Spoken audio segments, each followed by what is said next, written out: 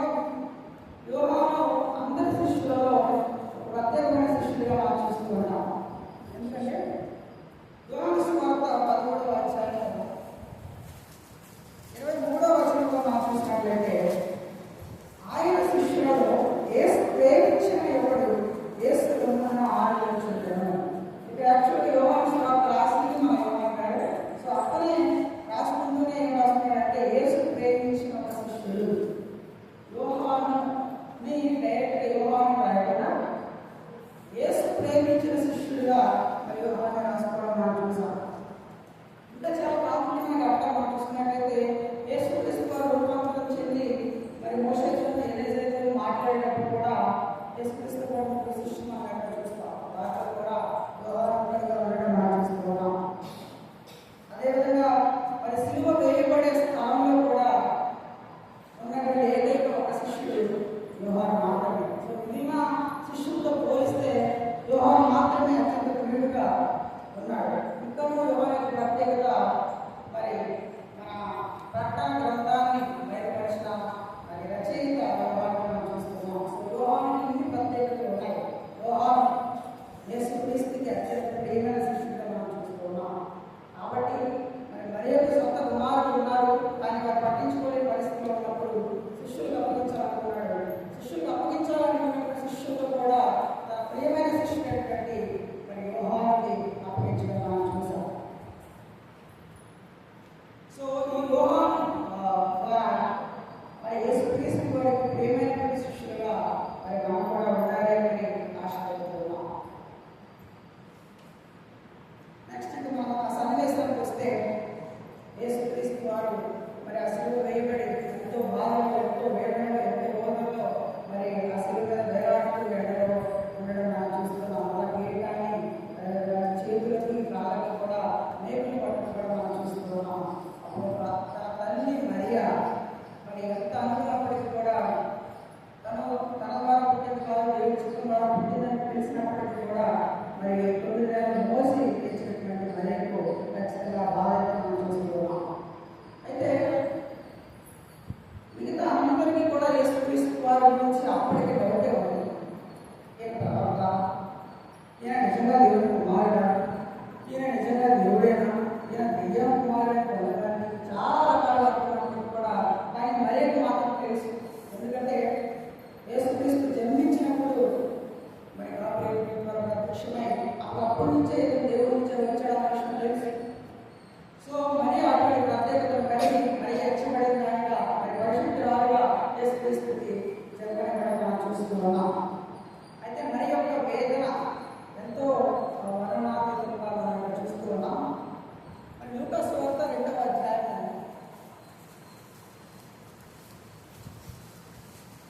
35వ వచనం. మరియు ఈ హృదయంలోనికి ఒక ఖడ్గము దూసుకొని పోవునని ఆయన తల్లి అయిన మరియతో చెప్పాను. ఇది ఆల్రెడీ యేసుక్రీస్తు వారు జన్మించిన స్టార్టింగ్లో సుమయోను అనే ప్రవక్త అన్నయ్య దగ్గరికి వచ్చి ఈ ప్రవచనాన్ని చెప్పడం మనం చూస్తున్నాం. సో ఈ ప్రవచనానికి ఎగ్జాక్ట్గా మనం నెరవేర్పుని ఇక్కడ మనం చూస్తున్నాం. ఆమె హృదయంలో ఖడ్గం దూసుకొని పోవును అని మరి సుమయోను గారు చెప్పినట్టుగా మనం చూస్తున్నాం. ఆ ప్రవచనం యొక్క నెరవేర్పును ఇక్కడ మరియా ఎంతో ఆవేదనతో, ఎంతో బాధతో, ఎంతో దుఃఖంతో మరి ఆమె ఆ సన్నివేశాన్ని చూస్తూ ఉంటుంది. ఒక తల్లి తన కొడుకు ఎదురుగా అంతమంది చీత్కారాలతోటి, అంతమంది మరి అన్యాయపు తీర్పుతోటి, అన్యాయపు శిక్షతోటి ఆమె అనుభవిస్తుంటే తల్లి వేదన మరి చెప్పలేదు. సో ఆ తల్లి వేదన ఇక్కడ హృదయంలోకి మరి బాణం పుచ్చుకొని పోయినట్టుగా ప్రవచనం ఉంది. ఆ ప్రవచనం నెరవేర్చినట్టుగా మనం చూస్తూ ఉన్నాం. అయితే సో యోహాను శిష్యులు గురించి మనం చూసాం, మరి తల్లి ఆవేదన గురించి మనం చూసాం. ఇప్పుడు క్రీస్తు యేసుక్రీస్తు వారు వీళ్ళిద్దరిని చూసి చెప్పే మాటలు మనం నేర్చుకున్నాం. మరి యోహాను ప్రియమైన శిష్యుడిగా ఉన్నాడు, అందుకే ఆయన శిలువలో కూడా యాక్టివ్గా మనం చూసుకున్నాం. మరి తల్లి పరిశుద్ధురాలుగా ఎంచబడి క్రీస్తుకి మరి జన్మనిచ్చి తన వేదనలో కూడా ఆమె అక్కడే ఉండి బాధపడుతుండడానికి చూస్తున్నాం.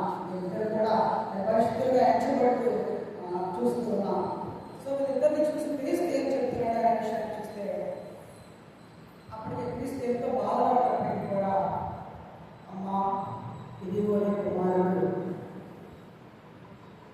యోహాను చూసి అయ్యా ఇదిగో నీ తల్లి అని ఇద్దరికి ఒకరికొకరిని అప్పగించడం మనం చూస్తున్నాం. సో క్రీస్తు ఈ విషయం ద్వారా మనకి ఏం చెప్పాలనుకుంటున్నాడు అనేది నేను 2 విషయాలు చెప్పి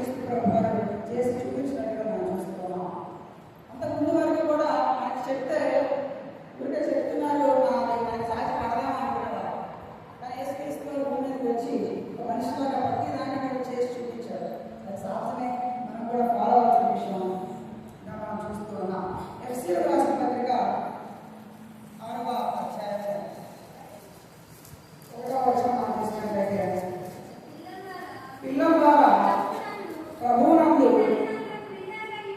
మీ తల్లిదండ్రులకు విధేయులై ఉండుడి. ఇది ధర్మమే. నీకు మేలు కలుగునట్లు నీ తండ్రిని తల్లిని సన్మానింపుము. అప్పుడు నీవు భూమి మీద దీర్ఘాయుష్మానుడు అవుతావు. సో ఇక్కడ తల్లిదండ్రులు పక్కన విధేయత కలిగి ఉండాలి అని దైవవాక్యం సూచిస్తుంది. అదే విషయాన్ని యేసుక్రీస్తు ప్రభువు చేసి చూపించినట్లుగా మనం చూస్తున్నాం. నువ్వు దీర్ఘాయుష్మానుడు, ఎక్కువ నీకు చిరకాలం జీవితం ఉండాలి అంటే నీ తల్లిదండ్రులని ప్రేమించు, తల్లిదండ్రుల పట్ల విధేయత కలిగి జీవించు అనే విషయాన్ని కూడా మనం చూస్తున్నాం. సో తల్లిదండ్రుల పట్ల ప్రేమను విధేయత కలిగి ఉండాలి. అదేవిధంగా కుటుంబాన్ని మనం నిర్లక్ష్యం చేయకూడదు. కుటుంబాన్ని నిర్లక్ష్యం మనం భక్తి పరంగా ఎంతో భక్తి పరమైంది కుటుంబం గురించి మనం పట్టించుకోకపోతే అలా ఉండమని యేసుక్రీస్తు ఎప్పుడు చెప్పలేదు. మన భక్తి జీవితం, మన కుటుంబ జీవితం, సమాజంలో మన పాత్ర, ఈ మూడు కూడా మనం ఒకే రీతిగా మనం తీసుకెళ్ళాలి. ఏది ఎక్కువ ఉన్నా ఏది తక్కువ కూడా నిర్వహించడం కాదు. నేను ప్రతిరోజు చర్చకొచ్చాను, దేవుడి గురించి నా బైబిల్ గురించి ఎంతో తెలుసు అని అనుకొని మరి కుటుంబంలో మరి స్థిరమైనటువంటి పరిస్థితి లేకపోతే అది అర్థం. కుటుంబము మరి ఎంత ఇంపార్టెంటో మనం చూసుకున్నట్లయితే మొదటి తిమోతి పత్రిక 5వ అధ్యాయం 8వ వచనం. ఎవడైనా స్వకీయులను విశేషముగా తన ఇంటి వారిని సంరక్షింపకపోయిన యెడల విశ్వాస త్యాగం చేసిన వాడే అవిశ్వాస కన్నా చెడ్డవాడై ఉండును. ఇక్కడ తిమోతి రాష్ట్రంలో మనం ఏదో చూస్తున్నాం. మరి ఇంటిని నిర్లక్ష్యం చేసిన వాడు, ఇంటిని సరిగ్గా పట్టించుకునే వాడంట అవిశ్వాస కన్నా చెడ్డగా మనం చూస్తున్నాం. మరి ఈరోజు మనం చూసినట్లయితే ప్రస్తుత సమాజంలో కూడా ఎన్నో అనాథ శరణాలను మనం చూస్తున్నాం. తండ్రిని విడిచేసే వారిగా ఎంతో మంది ఉన్నట్టుగా మనం చూస్తున్నాం. ఒక వయసు వారిగా కూడా వాళ్ళు చూసుకొని మరి వయసు అయిపోయిన తర్వాత వారిని వదిలించుకునే వారిగా సమాజంలో మనం ఎన్నో చూస్తున్నాం. సో అన్ని వాళ్ళు చేసేవారు అంటే అర్థం ఉంది, వాళ్ళకి తెలియదు అనుకోవచ్చు. కానీ క్రీస్తుని మరి ఫాలో అయ్యే మనగా క్రీస్తు చెప్తున్న మాట, నీ ఇంట్లో సరిగ్గా లేకుండా ఎంత విశ్వాసమైనా అవిశ్వాసంగా చెడ్డేవి అని చెప్తున్న మాటలు మనం చూస్తున్నాం. సో తల్లిదండ్రులని పట్ల విధేయత కలిగి ఉండడం, తల్లిదండ్రులను ప్రేమించడం, తల్లిదండ్రులు మరి కుటుంబాన్ని నిర్లక్ష్యం చేసేవాడు అవిశ్వాసపడ్డా చెడ్డగా మనం చూస్తున్నాం. అదేవిధంగా మనం సామెతలు 23-22 చూసినట్లయితే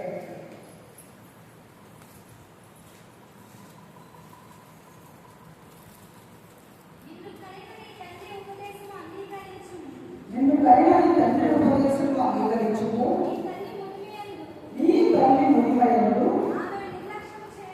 ఆమె నిర్లక్ష్యం చేయము. మునిమయం అంటే ఓల్డ్ ఏజ్ అయిపోయిన తర్వాత. సో ఆమె వయసు ఉన్నప్పుడు మన అవసరం ఉండదు, కానీ వయసు అయిపోయిన తర్వాతే అసలు విడిచిపెట్టకూడదని దేవుడు వాటిని సర్వేస్తున్నారు. ఆమె మునిమయంలో మీరు నిర్లక్ష్యం చేయకూడదు అని దేవుడు వాటిని సర్వేస్తున్నారు. సో తల్లిదండ్రులని సన్మానించేవారుగా, తల్లిదండ్రులని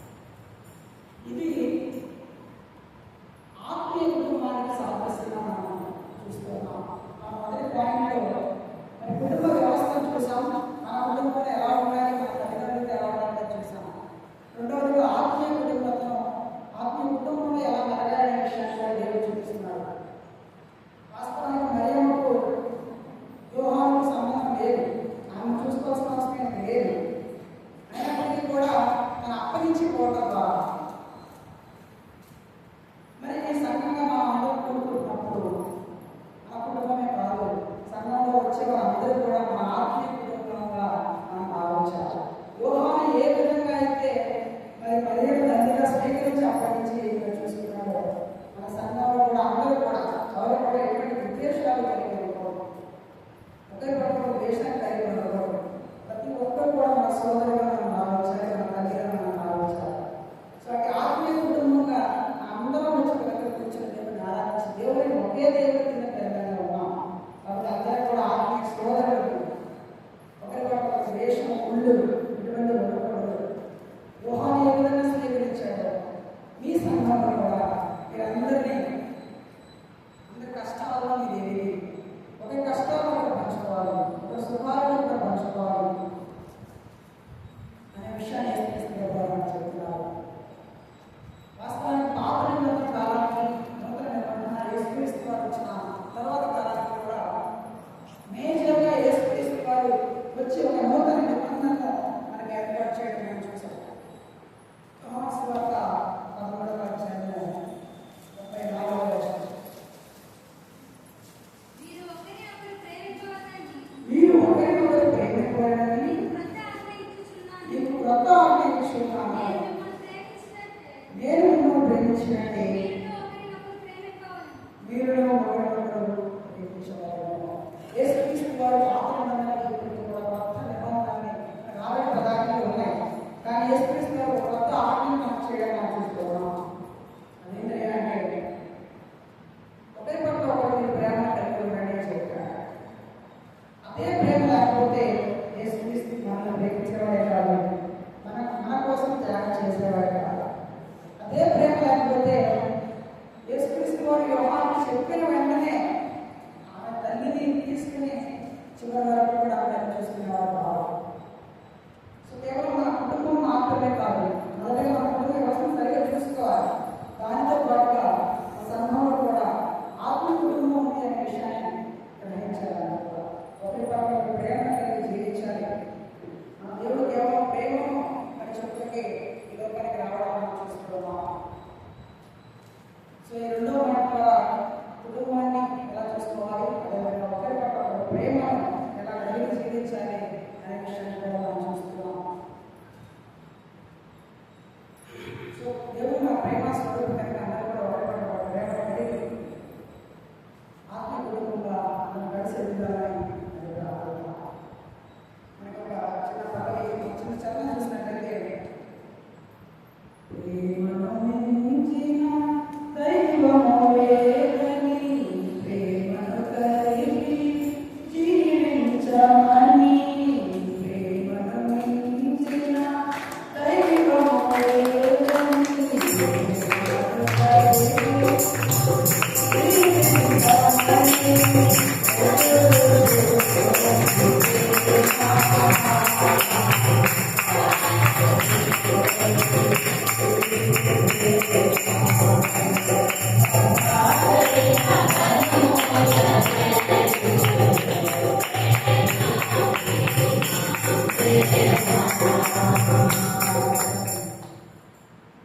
సో ప్రేమను మించిన దైవం లేదు, దేవుడే ప్రేమతో వచ్చాడు, ప్రేమ కలిగి జీవించండి అని యేసు చెప్తున్నారు. ఆ ప్రేమ మీ కుటుంబం కలిగి ఉండాలి, ఆ ప్రేమ ఇతరులతో ఆత్మీయ జీవితంలో మీ సంఘాల్లో మీ సమాజంలో కలిగి ఉండాలి. సో ఈ ప్రేమను మీరందరూ కలిగి జీవించాలని మనస్ఫూర్తిగా కోరుకుంటూ ప్రార్థన చేస్తున్నాం. ప్రార్థన చేస్తున్నాం. పరిశుద్ధుడా మహోన్నతుడా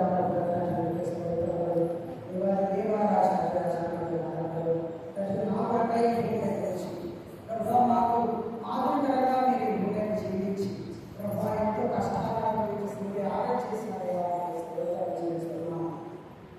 అంటే ఇప్పటివరకు జరిగిన కార్యక్రమాన్ని మొత్తాన్ని చేస్తున్నాం. ప్రభావంలో మాటగా ప్రభావం కుటుంబ వ్యవస్థ ఎలా ఉండాలి అని చెప్పిన ప్రభావం కేవలం వినేవారిగా కాదు, ఆ కుటుంబాలలో మా తల్లిదండ్రులు మేము విధేయతను ప్రేమను కలిగి జీవించేవారు జీవించండి ఆశీర్వదించండి. అంటే అదేవిధంగా కుటుంబాన్ని నిర్లక్ష్యం పెట్టాలి. ప్రభావ కుటుంబం నిర్లక్ష్యం చేసిన వాడు ఆ విశ్వాసి అవిశ్వాసం